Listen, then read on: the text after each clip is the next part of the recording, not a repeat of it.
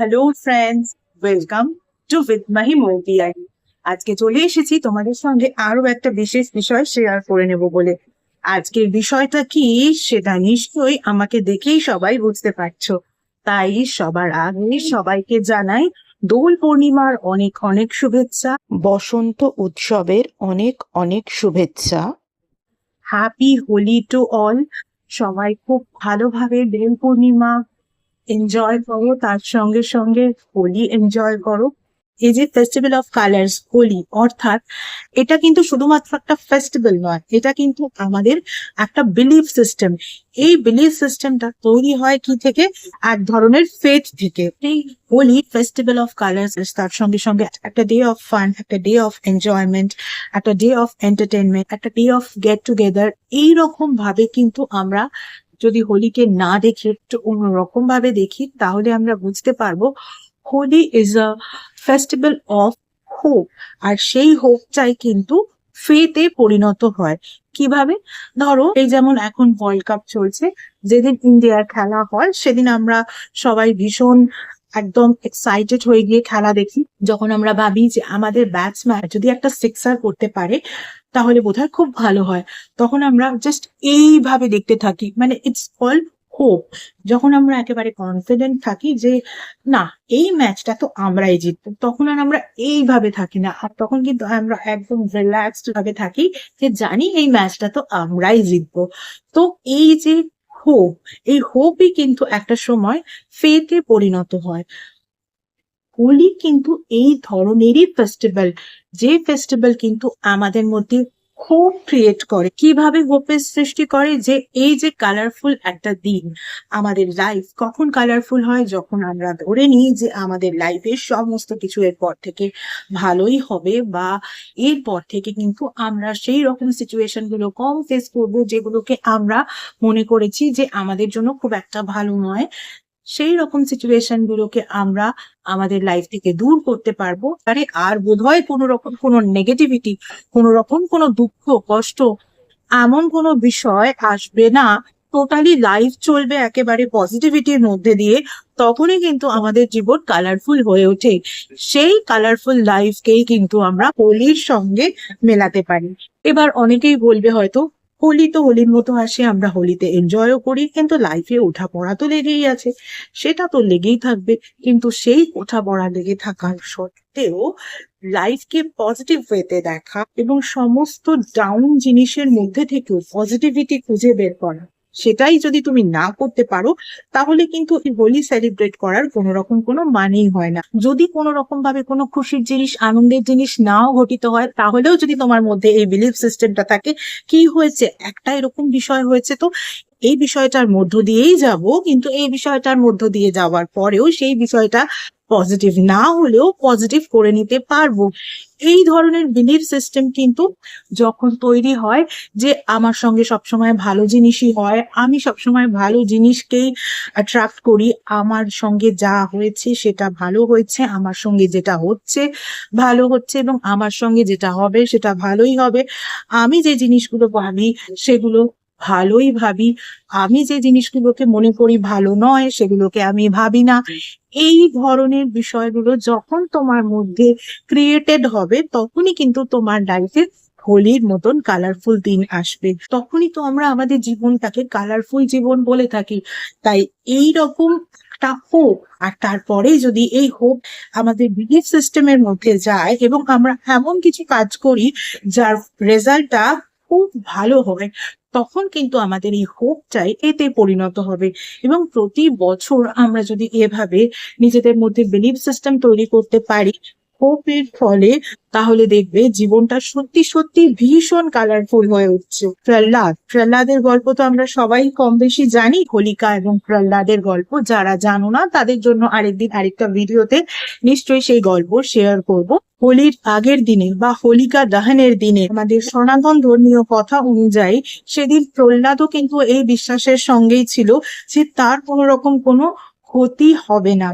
যাই হোক না কেন, সে সেই জায়গায় কিন্তু একেবারে ডিটারমাইন্ড হয়ে ছিল। শেকেবল পরিস্থিতিতেও কিন্তু একটু হলেও শেকেবল হয়ে যায়নি, সেখানেই বসেছিল। তার মধ্যেও কিন্তু এরকম বিলিফ সিস্টেম কাজ করেছে যে তার কোনো রকম কোনো ক্ষতি হবে না।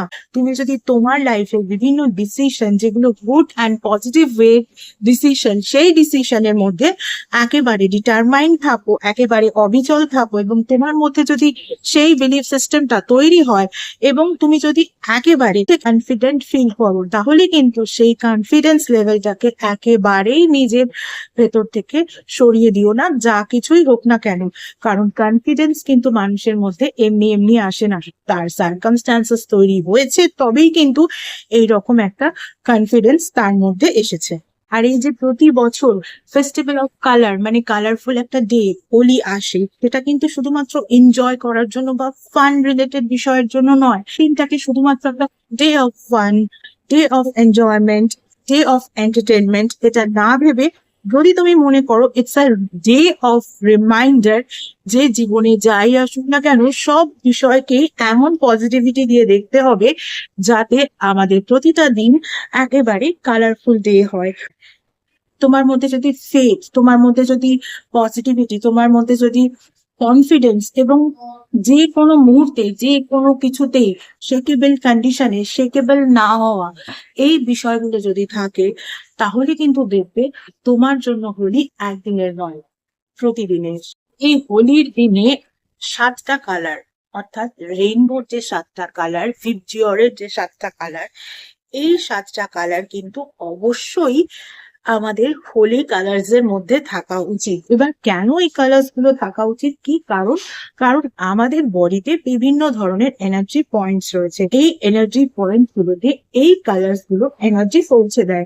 এবার কিভাবে পৌঁছে দেয় সেটা কালার থেরাপির বিষয়, সেটা এই ভিডিওতে বলবো না, আরো একদিন কোনো একটা ভিডিওতে নিশ্চয়ই কালার থেরাপি কালার্স নিয়ে বলবো। কিন্তু এই যে 7টা কালার, এই কালার্স কিন্তু আমাদের হোলি কালার্স এর মধ্যে থাকা উচিত, যাতে তোমার ইনসাইডও আউটসাইডের মতো হোলি এনজয় করতে পারে। এবারে তোমাদের যে বিষয় বলবো সেই বিষয়টা হচ্ছে যে দোল পূর্ণিমা বা হোলি উৎসব আমরা পালন করি, অনেক ক্ষেত্রেই দেখতে পাই অনেকেই অনেক মানুষকে এমন ভাবে কালার দিয়ে থাকেন, তারা কিন্তু অ্যাকচুয়ালি কালার দেওয়া পছন্দ করেন না, তবুও তাদেরকে কিন্তু তারা কালার জোর করে দিয়ে থাকেন। ফলে এই জোর করে কালার লাগানো বিষয়টাকে চেষ্টা করতে হবে এই বছর থেকে যেন আর না করা হয়। আর তার সঙ্গে সঙ্গে এই দিন আমরা দেখতে পাই অনেক মানুষ অনেক জল অপচয় করেন। এই ওয়েস্টেজ অফ ওয়াটার একেবারেই কিন্তু ঠিক নয়। এবং তার সঙ্গে সঙ্গে আরো একটা জিনিস বলবো, যে চেষ্টা করুন যদি অর্গানিক কালার্স, সেই কালার্স ইউজ করে দোল খেলতে পারেন।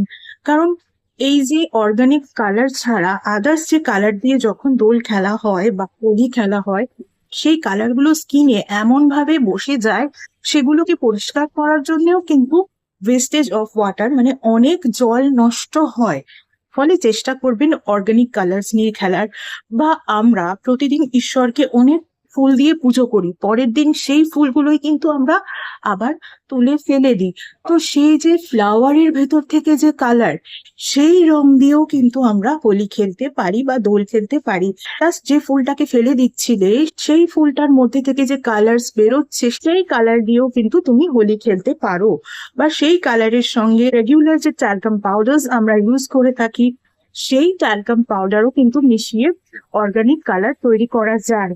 ফলে চেষ্টা করো যতটা সম্ভব অর্গানিক কালার দিয়ে হোলি খেলা যায় বা দোল খেলা যায়। বা হোলি তো ফেস্টিভ্যাল অফ কালার্স। এবার যখনই আমরা কালার্স এর কথা বলি, তখনই কিন্তু আমাদের চোখের সামনে সবার আগে যে ইমেজটা ভেসে ওঠে, সেই ইমেজ কিন্তু বিভিন্ন কালারফুল ফুলের ইমেজ।